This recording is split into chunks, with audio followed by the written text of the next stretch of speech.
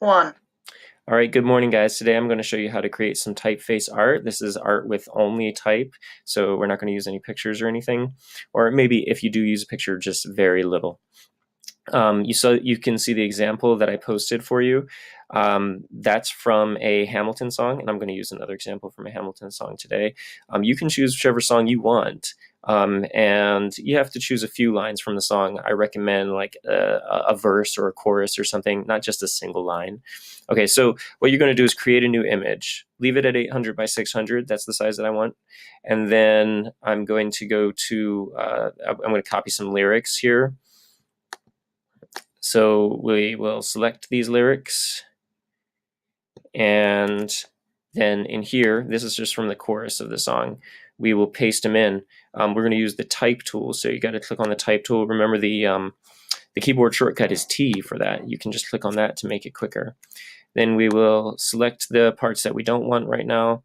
In order to make different fonts or different sizes for different parts of your type, you're going to need to create different font layers.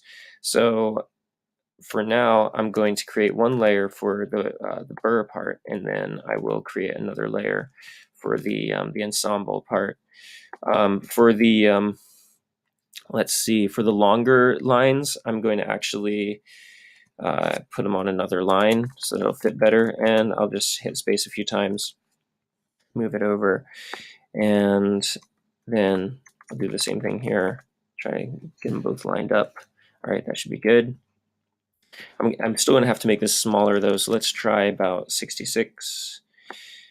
All right, that looks pretty good. And I want to try different font styles. So you want to try to find a font style that is most appropriate for the type of song that you're doing. Let's see, there's a lot of different fonts. That's pretty good. I want this kind of handwritten style because it's a little bit more old-fashioned.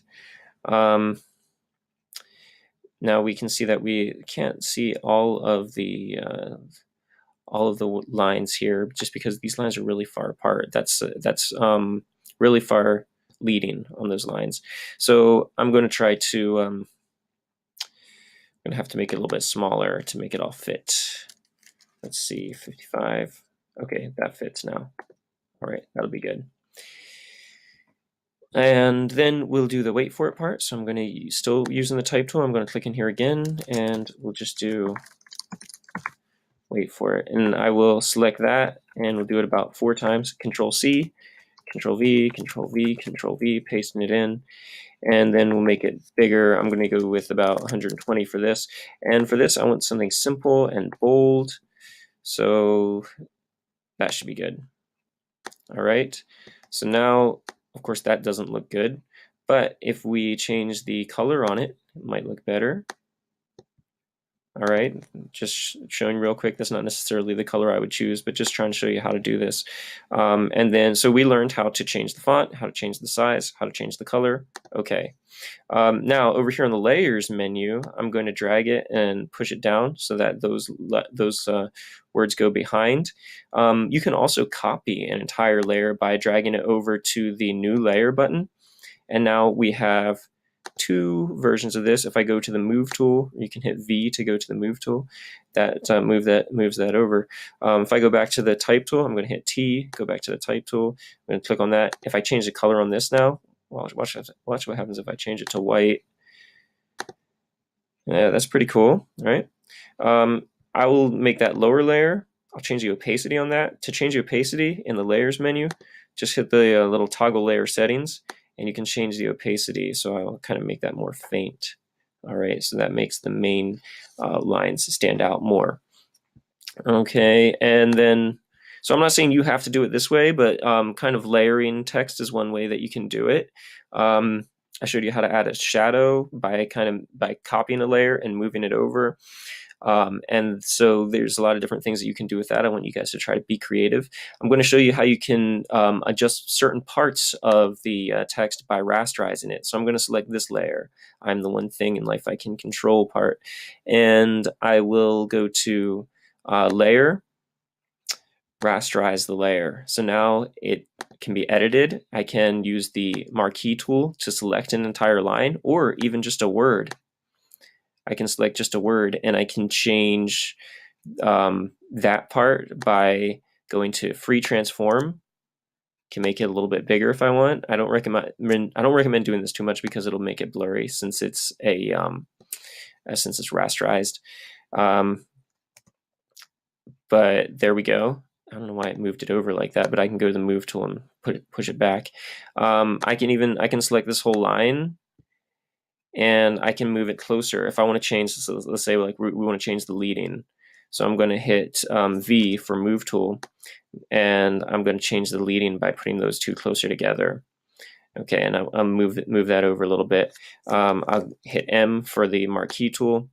Select this whole thing. You guys see how useful these keyboard shortcuts are? Use V. I don't have to keep moving my cursor over, and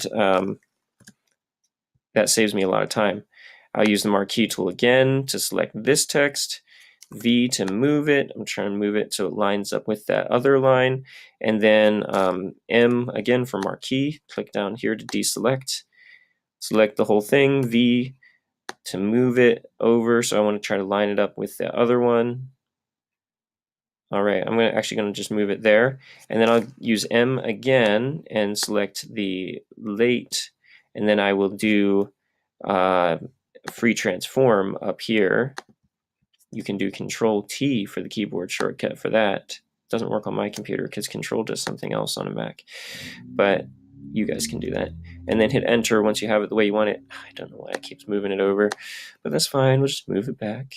All right, so that's and you can, of course, you can use free transform to even rotate text. I'll just show you how to do that. It's not something I really want to do right now, but I just want you to see how to do that. Free transform, you can just click near the corner and you can rotate. You can rotate whole lines, you can rotate single words, or even just single letters. So you can do pretty much anything you want to the text after you rasterized it. You can manipulate it so many different ways. So I want you guys to try to be creative with that. Check out the filters. There's lots of things you can do with filters. Let's see what diffuse does. It makes it kind of fuzzy, and you can adjust how fuzzy you want it to be. Imagine what you can do with that. Let's try what vignette does. All right. So that doesn't really have much of an effect in this case. Let's try Gaussian blur. So you can make those lines blurry and see-through. Let's try kaleidoscope. All right, that's pretty crazy. Obviously it's illegible, but we can adjust those settings some too. Pushing the size down, well, not all the way down.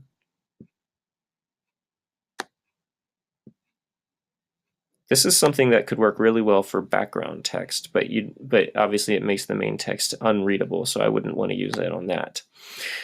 So there's a lot of different things you can do, guys. I want you to try to be creative. Try some of these other tools like the pinch and the bloat tools.